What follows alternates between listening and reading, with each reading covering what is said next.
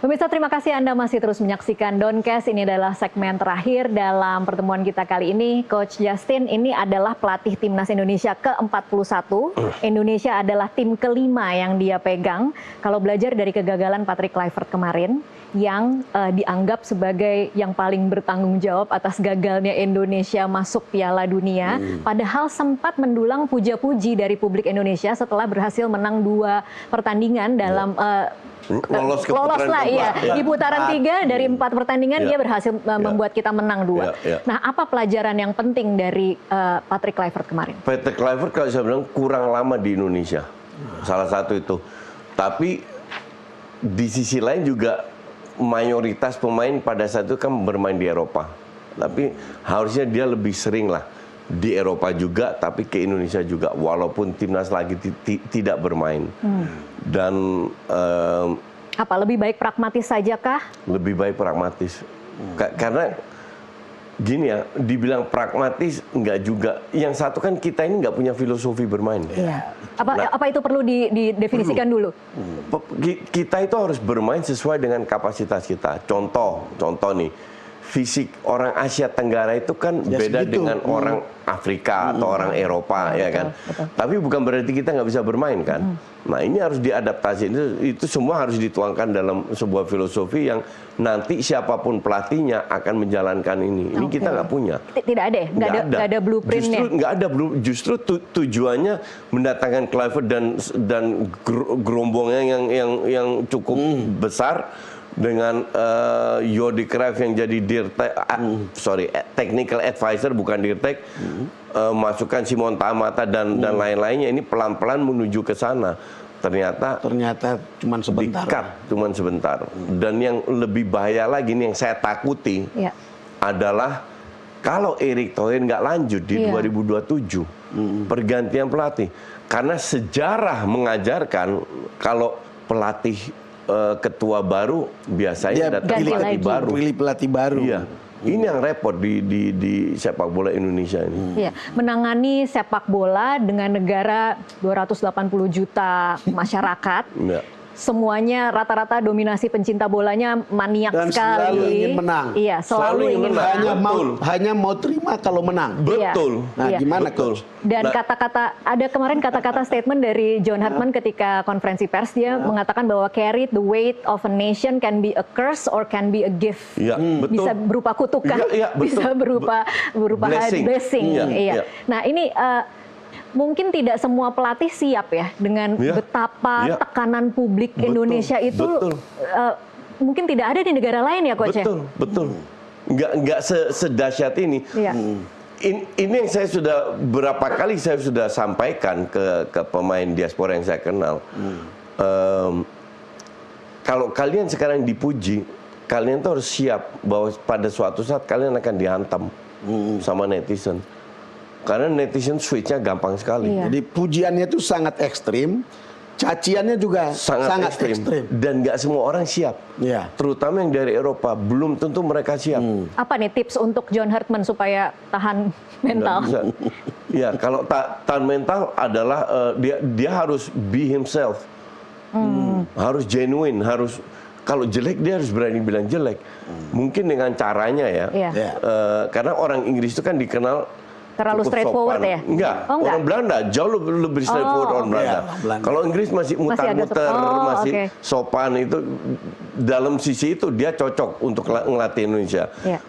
Tapi dia harus berani pegang identitasnya. Kalau kalah atau dia berbuat kesalahan, dia mengakui. Kalau benar, dia juga mengakui. Nah, ini penting sekali, genuine. Harus jangan jadi jilat kiri kanan lah demi jobnya.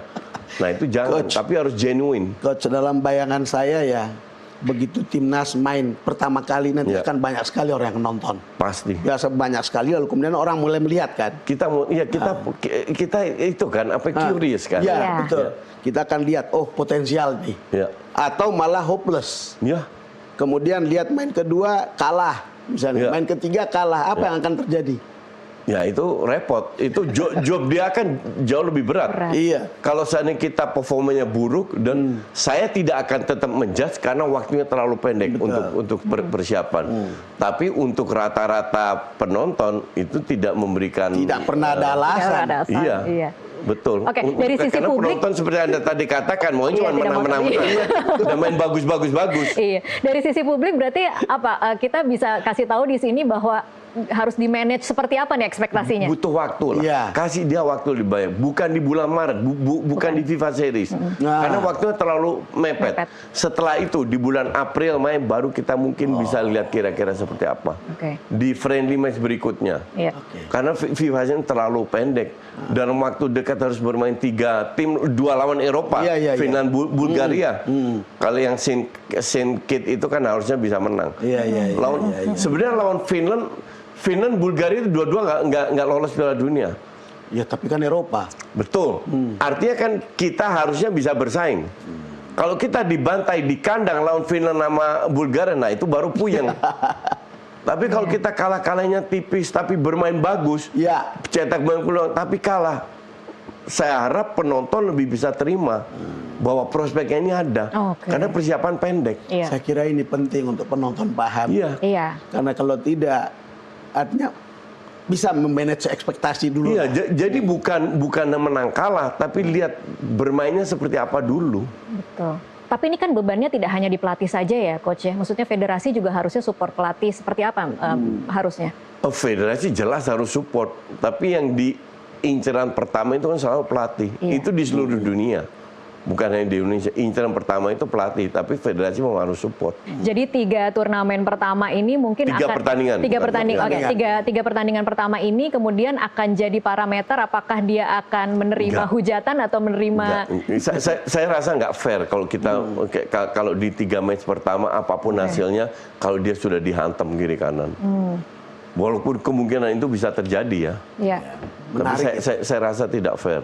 Ya, kembali lagi seperti yang dikatakan oleh Coach Justin, kita harus memanage ekspektasi. Jadi jangan berlebihan dulu. Karena timnas kita itu levelnya bukan Brasil, bukan Argentina, yang bukan sekali Spanyol. Nonton, langsung kita tahu enak nontonnya. Kita itu rank 120 loh. Lupa orang kadang itu. Tapi ranking 120, tapi orang berharap kayak bermain di ranking 10. Gitu. Mungkin karena euforia kemarin ya, sudah hampir dekat sekali dengan Piala Dunia. Rasanya memang sepertinya. Justru saya bilang, kapan lagi kita bisa bermimpi ikut Piala Dunia? Ini sekarang. Dengan diaspora. Kalau orang bilang, diaspora nggak bawa kita ke Piala Dunia. Lah, lu dengan non diaspora, mimpi lu cuma juara AFF. Diaspora itu pun nggak juara AFF. Apa namanya, bawa kita ke babak kesekian sudah lebih kan? Itu kan udah luar biasa, nggak bisa dihargai, maunya lah, kira si gampang itu.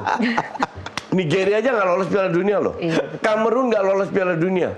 Tapi Coach prediksinya kira-kira publik akan lebih go easy atau tetap akan ada tekanan? I think dengan apa yang terjadi kegagalan ini, I think lebih go easy, lebih bisa menerima. Walaupun pasti ada segelintir orang yang koar-koar. Yang itulah yang bagus, IQ 78 itu. Yang penting jangan rusuh lah kalau kalah. Iya. Saya rasa mayoritas dari penggemar sepak bola sekarang lebih bisa menerima. Sudah tahu, bisa memberikan waktu. Terakhir Coach, ini waktu kita sudah hampir habis. Kalau bisa kasih tips ke John Hartman, kira-kira apa yang harus jadi pegangan dia untuk bisa kemudian melatih timnas? Setelah dia survei, melihat, dia harus percaya diri sendiri, jangan dengerin orang-orang sekitar yang ngomong. Jadi percaya mata dan pengamatan dia sendiri. Harus berani melakukan apa yang menurut dia benar. Mau orang ngomong kiri kanan apa aja, abaikan itu. Percaya dengan diri sendiri, dengan apa yang menurut dia terbaik buat negara ini, buat sepak bola kita. Mayoritas penonton itu dukung. Cuman kita nggak koar-koar di sosmed. Yang koar-koar yang nggak dukung oleh. Yang koar-koar itu para haters yang cuma segelintir. Dan punya kepentingan. Yang let's say yang koar-koar 10.000 itu kan kesannya banyak banget. Padahal 10.000 dibanding 1 juta kan kecil.